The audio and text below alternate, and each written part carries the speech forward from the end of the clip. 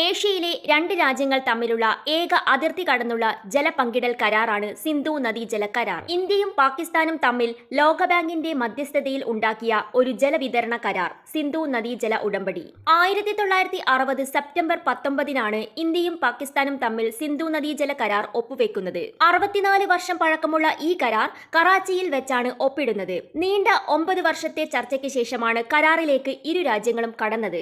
1947 India Pakistan വിഭജന കാലത്താണ് ഇരു രാജ്യങ്ങളിലൂടെയും ഒഴുകുന്ന സിന്ധു നദി ആര് നിയന്ത്രിക്കുമെന്ന്, ആർക്കാണ് കൂടുതൽ ജലം ലഭിക്കണമെന്നും ഉൾപ്പെടെയുള്ള ചോദ്യങ്ങൾ ഉടലെടുത്തത്. 1948 പാകിസ്ഥാനിലേക്കുള്ള ജലപ്രവാഹം ഇന്ത്യ താൽക്കാലികമായി നിർത്തിവെക്കുകയുണ്ടായി. ഈ സമയത്താണ് തങ്ങൾക്ക് ഇന്ത്യ ആവശ്യത്തിന് വെള്ളം കടത്തിവിടുന്നില്ലെന്ന പരാതിയുമായി പാകിസ്ഥാൻ ഐക്യരാഷ്ട്രസഭയിൽ എത്തുന്നത്. പിന്നാലെ വർഷങ്ങളുടെ ചർച്ചയ്ക്കു ശേഷം ലോകബാങ്കിന്റെ മധ്യസ്ഥതയിൽ കരാർ ഒപ്പുവെക്കുമെന്ന തീരുമാനത്തിലേക്ക് ഇരു രാജ്യങ്ങളും കടന്നു. ഒടുവിൽ 1960 അന്നത്തെ ഇന്ത്യൻ പ്രധാനമന്ത്രി ജവഹർലാൽ നെഹ്റുവും പാകിസ്ഥാൻ പ്രസിഡന്റ് അയൂബ് ഖാനും ചേർന്ന് കരാറിൽ ഒപ്പുവെച്ചു.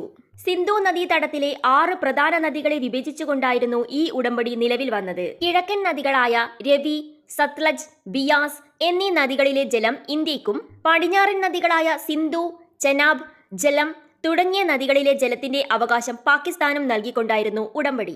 കാഴ്ചയിൽ ഇരു രാജ്യങ്ങൾക്കും ഒരേപോലെ ഗുണകരമാകുന്ന കരാറാണ് സിന്ധു നദീജല കരാർ എന്ന് തോന്നുമെങ്കിലും ഇതിലെ വലിയ ഗുണഭോക്താവ് പാകിസ്ഥാനാണ്. മൊത്തം ജലത്തിന്റെ 20% ഇന്ത്യയും ബാക്കി വരുന്ന ജലപ്രവാഹത്തിന്റെ 80% പാകിസ്ഥാനുമാണ് സ്വീകരിച്ചു വരുന്നത്. പാകിസ്ഥാനിലെ പ്രത്യേകിച്ച് പഞ്ചാബ്, സിന്ധ് പ്രവിശ്യകളിലെ കൃഷിക്ക് ഈ നദീജലം അത്യന്താപേക്ഷിതമാണ്. അതുകൊണ്ട് തന്നെ കരാർ റദ്ദാക്കുന്നത് പാകിസ്ഥാനിലെ പ്രധാന വരുമാന സ്രോതസ്സായ കൃഷിയെ ബാധിക്കും. 2001 ഇന്ത്യൻ പാർലമെന്റ് ആക്രമണം, 2019 പുൽവാമ ആക്രമണം എന്നിവയുൾപ്പെടെ നിരവധി ഭീകരാക്രമണങ്ങൾ നേരിട്ടിട്ടും ഇന്ത്യ ഈ കരാറിൽ നിന്ന് പിന്മാറിയിരുന്നില്ല.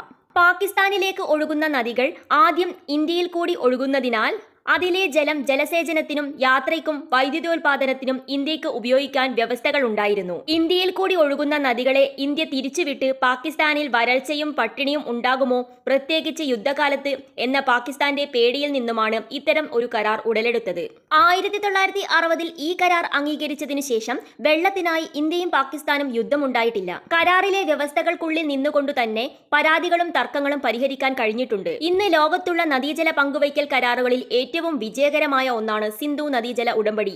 കരാർ പ്രകാരം സിന്ധു നദിയിലെ 20% വെള്ളം മാത്രമേ ഇന്ത്യക്ക് ഉപയോഗിക്കാനാവൂ. ജമ്മു കാശ്മീരിലെ പഹൽഗാമിലുണ്ടായ ഭീകരാക്രമണത്തിന് പിന്നാലെ 2025 ഏപ്രിൽ 23 ഇന്ത്യ സിന്ധു നദീജല കരാർ മരവിപ്പിച്ചു.